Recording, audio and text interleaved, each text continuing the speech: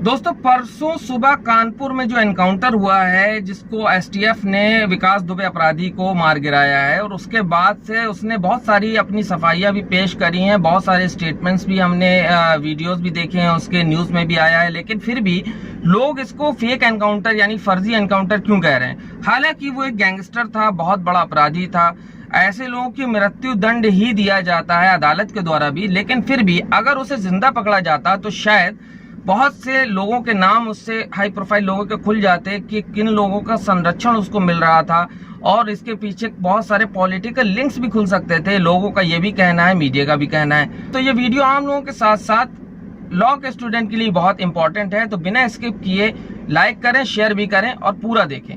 तो दोस्तों देखिए, सबसे पहली बात, ये पूरा घटनाक्रम तो आपको पता ही है कि वहां से उज्जैन से उसे गिरफ्तार करके लाया जा रहा था, और कानपुर देहात के पास गाड़ी पलट जाने की वजह से उसने भागने की कोशिश करी पिस्टल छीन के, और फायरिंग और मुठभेड़ के दौरान उसे शूट आउट कर दिया गया, मार दिया गया। अब इसमें बहुत सारे फैक्ट हैं जो हम लोगों को परेशान कर रहे हैं, लोगों को परेशान कर रहे हैं कि ये सच नहीं लग रहा है। जैसे कि गिरफ्तार किया गया था ये कहा जा रहा है, जबकि ये भी स्टेटमेंट आए कि कथित तौर पर उसने महाकाल मंदिर में सरेंडर किया था। उसके बाद सरेंडर किया और वहां के लोकल गार्ड्स जो थे मंदिर की सुरक्षा के, वो उसे दबोच लेते हैं। उसके बाद अब देखिए, वहां वो गार्ड्स, लोकल गार्ड्स उसे दबोच लेते हैं, लेकिन जब यहाँ पलटती है गाड़ी और वो भागने की कोशिश करता है तो वेल ट्रेन्ड ऑफिसर एसटीएफ के वो उसको कंट्रोल नहीं कर पाते।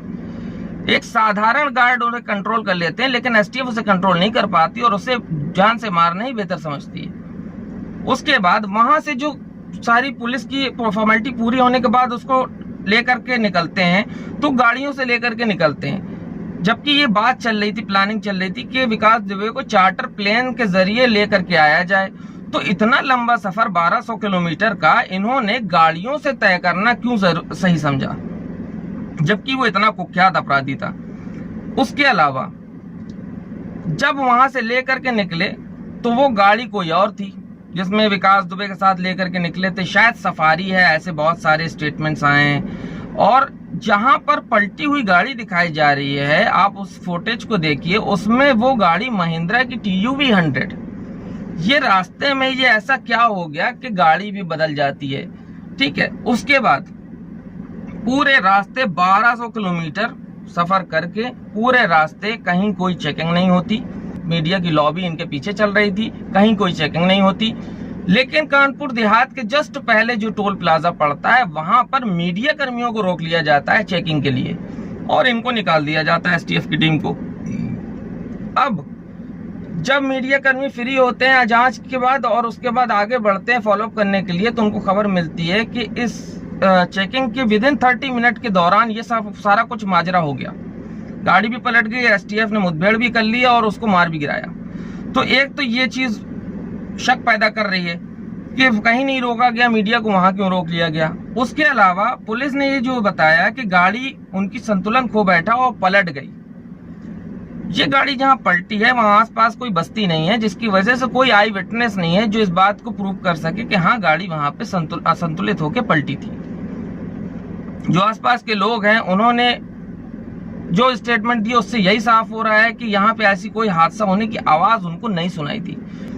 दूसरी चीज, जिस जगह गाड़ी पलटी वहां पर रोड में कोई स्क्रैचेस, कोई भी ऐसे पुख्ता एविडेंस नहीं कलेक्ट हो पाए, जैसे कि डिवाइडर में कोई स्क्रैचेस आए हो, टूटा हो, कोई सड़क में कोई नुकसान हुआ हो, या आसपास की कोई पेड़ पौधों में कोई नुकसान, ऐसे कोई भी चीजें वहां देखने में नहीं मिली। एक ये भी शक का दायरा पैदा कर रहा है। उसके अलावा विकास दुबे को उन्होंने ये बताया कि वो जैसे ही गाड़ी पलटी तो उसके अंदर के जितने कॉर्प्स बैठे थे वो एकदम घबराहट में बदहवास से हो गए, और विकास दुबे उसी मौके का फायदा उठाकर दरोगा की पिस्टल निकाल करके वो गिरी हुई गाड़ी से निकल के भागता है। एसटीएफ के वेल ट्रेन्ड और स्ट्रॉन्गेस्ट ऑफिसर जो उसके साथ चल रहे होंगे, गाड़ी का संतुलन बिगड़ा, वो गिर गई, वो वेल ट्रेन्ड इतने मजबूत ऑफिसर्स वो जो है वो बदहवास हो जाते हैं, ठीक है, बेहोश से हो जाते हैं। लेकिन विकास दुबे एक सुपरमैन की तरह, यानी कि जैसे कोई मिलिट्री का पर्सन हो, उसको कोई बदहवासी नहीं आती, उसे कोई भी बेहोशी नहीं आती, और वो एकदम फिल्मी स्टाइल में बंदूक पिस्टल छीन करके और वो गिरी हुई गाड़ी से निकल करके भागने शुरू कर देता है। पीछे से एसटीएफ की जो टीम आती है वो उसको फॉलो करती है और वो मुठभेड़ के दौरान वो उसे पकड़ नहीं पाती और उसको शूट कर देती है। यानी कि अब देखिए वो भाग रहा था। आपको पता होना चाहिए कि विकास दुबे के पैर में उसके रॉड पड़ी है और रॉड पड़ा हुआ जिसके पैर में पड़ी है वो कितना तेज भाग सकता है कि उसको पकड़ा ना जा सके, ये आप समझ सकते हैं। तो अगर ऐसा था तो वो कितना तेज भाग सकता था, आप उसके पैर में भी फायर कर सकते थे तो वो पकड़ सकते थे, उसके हाथ में कर सकते थे। नहीं, दौड़ा के इतनी बड़ी टीम थी एसटीएफ की, जब वो साधारण से गार्ड ने उसको दबोच लिया, आप नहीं दबोच पा रहे हो उसको, आपने उसको शूट करना बेहतर समझा। खैर, जो पोस्टमार्टम की रिपोर्ट है वो ये बताती है कि उसके 3-4 गोलियां सीने में लगी और एक गोली कमर के अगले हिस्से में लगी। लेकिन जब आप बताइए कि कोई बंदा भाग रहा होगा और ऐसे करके फायर कर रहा होगा और आगे भाग रहा होगा, पीछे से एसटीएफ की टीम उसे शूट करेगी तो गोलियां इधर से लगेंगी, यहां से गोलियां लगेंगी, कमर में पड़ेगी तो पीछे की ओर से पड़ेगी, लेकिन गोली आगे की तरफ से घूम के ऐसे नहीं आएगी। लेकिन जो पोस्टमार्टम की रिपोर्ट बताती है वो बताती है आगे की तरफ से गोलियां 3 सीने में लगी, एक कमर के अगले हिस्से में लगी। तो ये क्या मतलब, कैसे ऐसा हो गया कि वो कोई एक आदमी भाग रहा है, गोली आगे से घूम के कैसे लग गई? दूसरी चीज, अगर कमर में लगी है तो भाई सीने में न लगती, कमर पे भी मार करके उसको बचाया जा सकता था, एटलीस्ट स्टेटमेंट तो दे ही सकता था। लेकिन सीने में बहरहाल जो गोली लगी वो ये बात भी शक का दायरा बढ़ा रही है कि पीछे से फायर ना करके सीने पे कैसे फायर हुआ जब जो है वो भाग रहा था। उसके अलावा ये एक्सीडेंट की बात जो है ये पूरे उज्जैन से चले आए 1200 किलोमीटर, तो कहीं उनको कुछ भी नहीं हुआ, जबकि रात का सफर तय किया। लेकिन सुबह के टाइम वो अपने ही वेल नोन एरिया में, जहाँ की उनको पूरे इकोनॉमिक के बारे में पता है कि कहाँ ब्रेकर कहाँ गड्ढे हैं, वहां पे संतुलन खो बैठती गाड़ी। ये बात कुछ समझ में नहीं आ रही है। मीडिया कर्मियों को उसके पहले ही रोक दिया जाता है, उसके बाद ये सारा कांड हो जाता है। अच्छा, इससे पहले जो ये एक चीज और संदेह पैदा करती है, इससे पहले जो और लोग पकड़े गए इसके साथ के, उनका भी कुछ इसी तरीके से हुआ है। दोस्तों, मुठभेड़ दिखा करके अगर फर्जी एनकाउंटर किया है या असलियत में ऐसे कोई हालात थे जो एनकाउंटर किया, ये सारी चीजें जो है वो तो कोर्ट तय करेगा, जांच एजेंसी अपनी रिपोर्ट में बताएगी। यहाँ पे मैं कोई एलिगेशन नहीं दे रहा हूँ, लेकिन हाँ ये बात जरूर है कि अगर पुलिस की जो इस वक्त तू-तू हो रही है तो उसको अपनी इमेज बचाने के लिए जो बेहतर से बेहतर जांच एजेंसी है उससे इसकी तफ्तीश करा करके ये साबित करना चाहिए कि ये क्या एक फेक एनकाउंटर था या वाकई में ऐसे हालात थे कि एनकाउंटर किया गया है।